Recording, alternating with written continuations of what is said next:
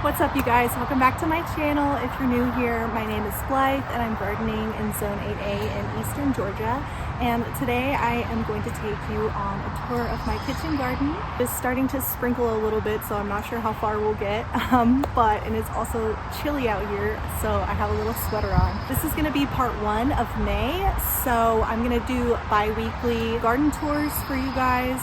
You can check out April's garden tour a few videos back to see how it's changed in just 2 weeks. Let's go ahead and get started.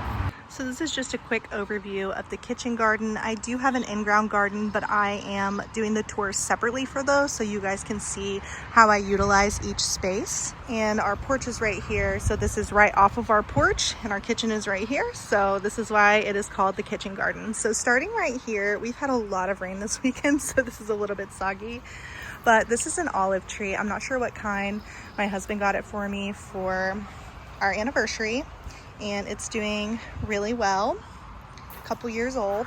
Next to that, we've got bee balm in a pot, which I got from a friend, and it's a little bit crazy right now, and I don't see any blooms on it yet.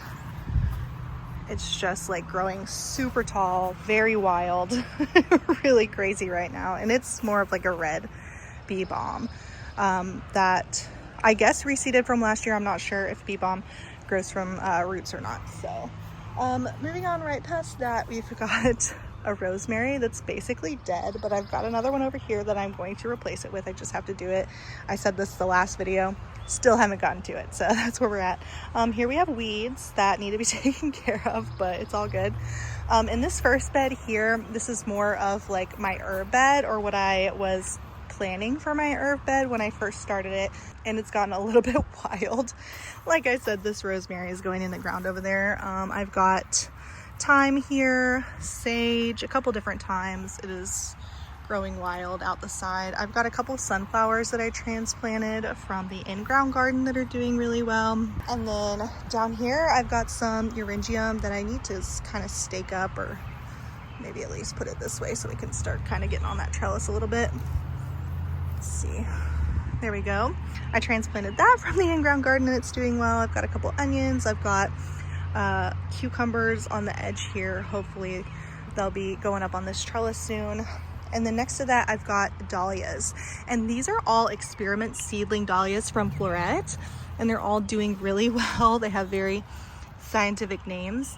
And I've got, all in all, I've got 20 of these new seedlings, and I just put in these bamboo stakes because I probably can do some netting over these, but for now I've just got them like tied up with some of this little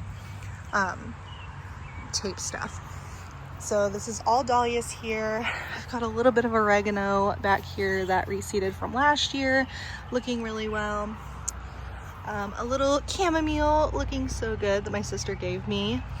I'm hoping that it'll do something this year, but we'll see. In this grow bag here, I've got bull's blood beets that are doing really well. I thinned them out once, but I feel like I probably should have thinned them out a second time. But we'll see what happens with those. Back here up against the house, I've got potatoes, and then I've got a couple of these little containers that have strawberries and some herbs in them. So we've got some sage here, we've got some mountain mint, I've got some parsley, some regular mint, things like that over here. The strawberries are doing well. We already came out with my toddler and ate all the strawberries this morning, so there's nothing to show. I've got my greenhouse that has a little bit of like lavender, I think, that I still need to plant out here, and columbine, and then I'm going to be taking that down and putting my citrus trees in this area. More strawberries and herbs, potatoes. Dahlias are right here. These are more experiment seedlings. Like I said, you can see how many there are by how many stakes I have in there. They're all doing incredible. Like, I'll insert some footage of what they looked like when I first planted them, maybe about 2 months ago now.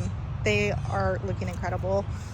Right here, I've got some butterfly pea, and I just threw some more in a week or so ago, and they're already starting to come up, which is exciting. Butterfly pea is a really slow grower, So they'll like creep for months, and then all of a sudden they'll start taking off. But I'm really hoping that they're gonna fill this entire arched trellis here. So next to the dahlia seedlings, I have some hollyhock that I transplanted that is doing amazing. I started it last year, and so I'm hoping it's going to flower soon, but it is just looking incredible.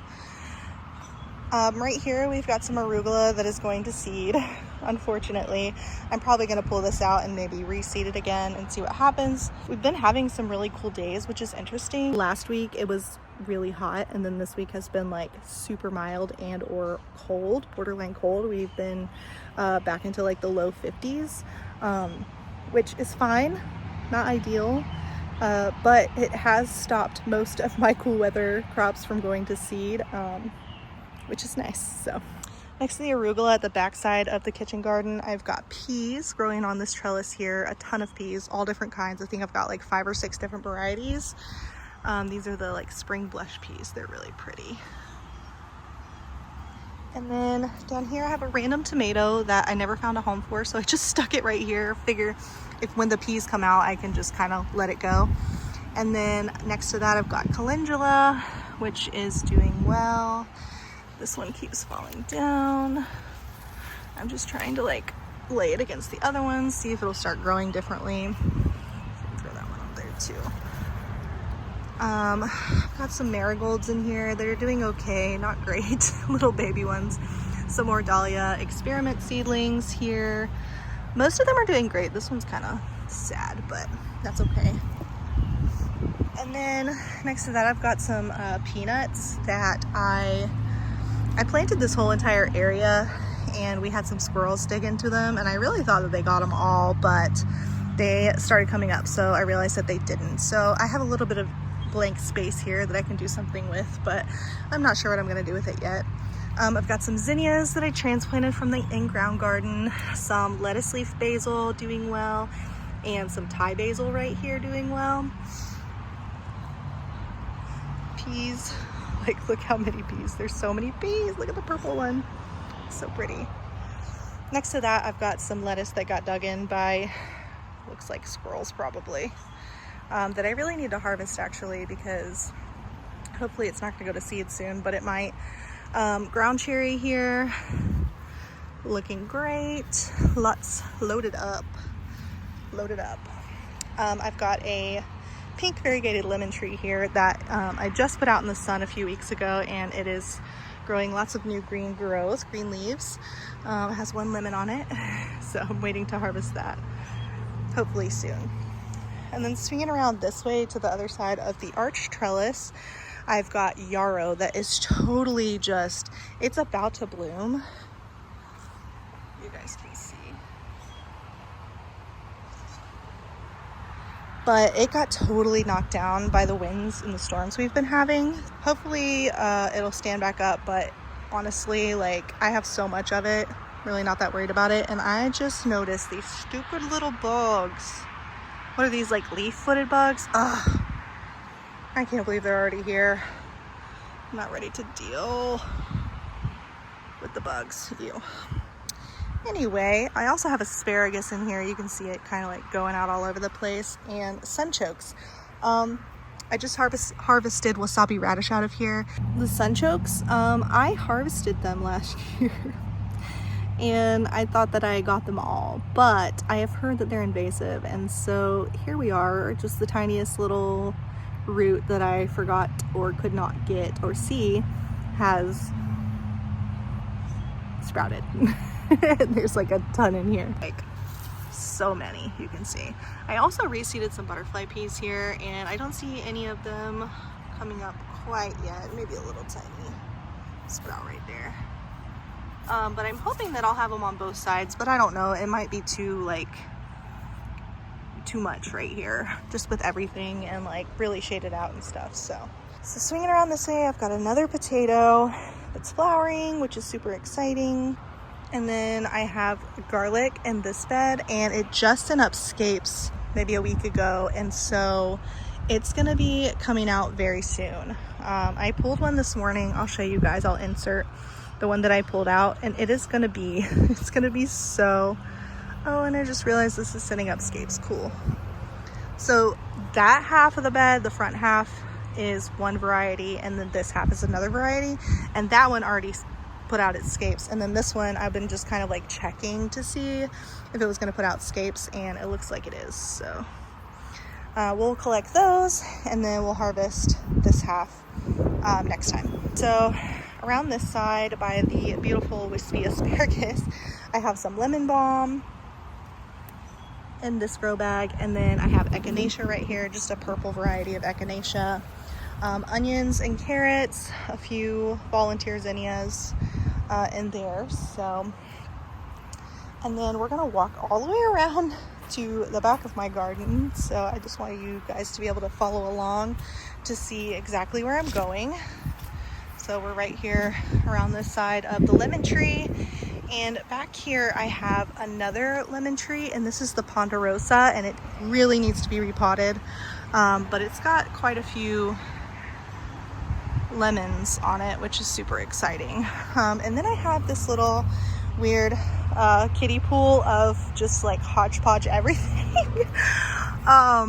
This is a walking onion, which, so I understand why it's falling down, that a friend gave me. And honestly, I don't know a lot about this. Oh, that's pretty. I don't know a lot about walking onions, so if you guys have any advice for me, please let me know. I've got some volunteer zinnias here that are already budded up, which is super exciting. I've got a few regular onions in here, and then beets as well. And these, I did not thin these out. I literally just threw these in here. And I've actually never had a golden beet, and I love beets, and so I'm really excited to try that. And that's gonna be it for the kitchen garden tour. Thank you guys so much for hanging out with me. I hope you guys enjoy these. I'll be, like I said, I'm gonna try to do them bi-weekly every month throughout the summer. So that's where we're at. And then I also have the in-ground garden tour on my channel as well, if you wanna check that out. So thank you for watching, and you guys have a great rest of your day. Bye.